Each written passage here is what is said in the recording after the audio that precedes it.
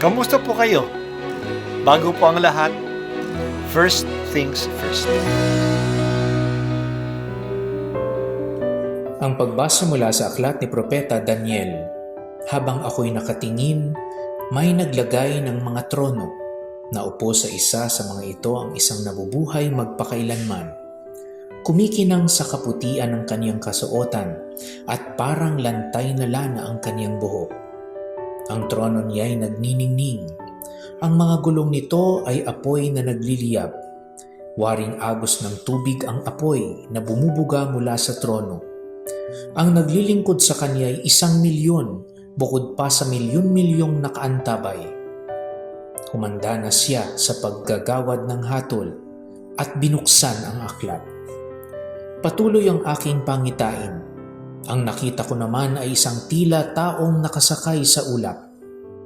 Bumaba ito at lumapit sa nabubuhay magpakailanman. Binigyan siya ng kapamahalaan, ng karangalan at ng kaharian. Siya ay paglilingkuran ng lahat ng tao, bansa at wika.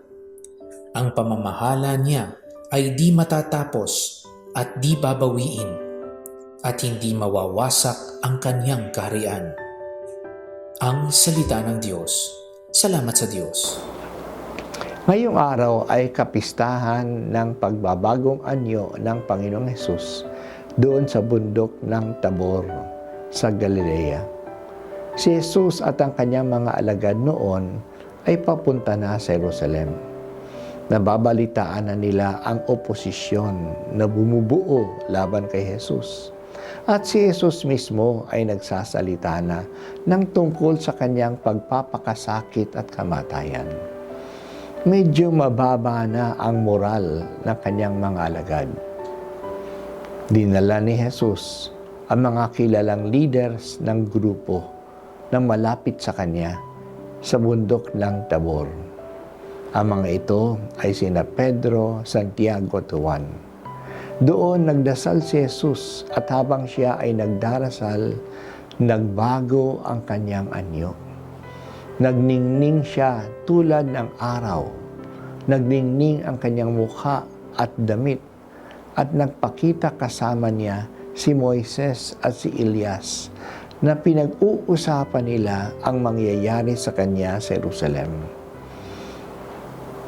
May dumating na ulap at mula doon ay may salita silang narinig na sinasabi, "Ito ang pinakamamahal kong anak. Siya ang lubos kong kinalulugdan."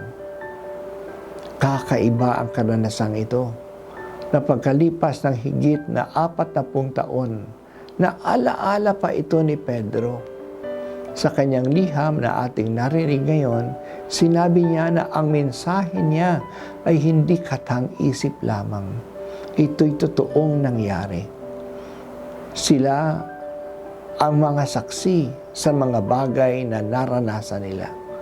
Sila mismo ay nakarinig ng tinig na galing sa ulap na nagsabi na ito ang kinalulugdan kong anak. Kaya ang kanilang mensahe ay maaasahan. Dapat nilang pakinggan ito kasi habang nasa kadiliman pa sila ng kawalang katiyakan sa mundong ito, ang mensaheng ito ay magsisilbing maliit na liwanag tulad ng lampara, ng flashlight, habang dumadating ang bukang liwayway ng kaligtasan. Ang pagbabagong anyo ni Jesus ay nagsilbing pampalakas ng loob sa mga alagad sa mga mangyayari kay Jesus sa Jerusalem. Pinatikim sa kanila ang kanyang kaluwalhatian upang pagdating ng kanyang paghihirap, maalaala nila ang kaluwalhatian na darating pagkatapos ng kahirapan. Ang pag-uusap ni Jesus kay Moises at kay Elias ay nagpapakita na ang mangyayari sa Jerusalem ay naaayon sa plano ng Diyos na nakasulat sa kautusan at sa mga propeta. Kailangan natin ang mga paalaalang ito upang sa panahon ng kadiliman, mayroon tayong kaunting liwanag na matatanaw. Ang liwanag ng kalulatian ay kailangan natin kapag tayo ay nasa dilim at mga pagsubok at mga problema. Kung madilim, kailangan natin ng flashlight o ng liwanag ng kandila man lamang upang hindi tayo matumba at malihis sa landas. Yan ang liwanag ng pananampalataya na binibigay sa atin. Sa kalulatian ng langit, hindi na natin kailangan ng liwanag ng pananampalataya. Pagdating ng umaga, hindi na natin kailangan ng flashlight o ng kandila.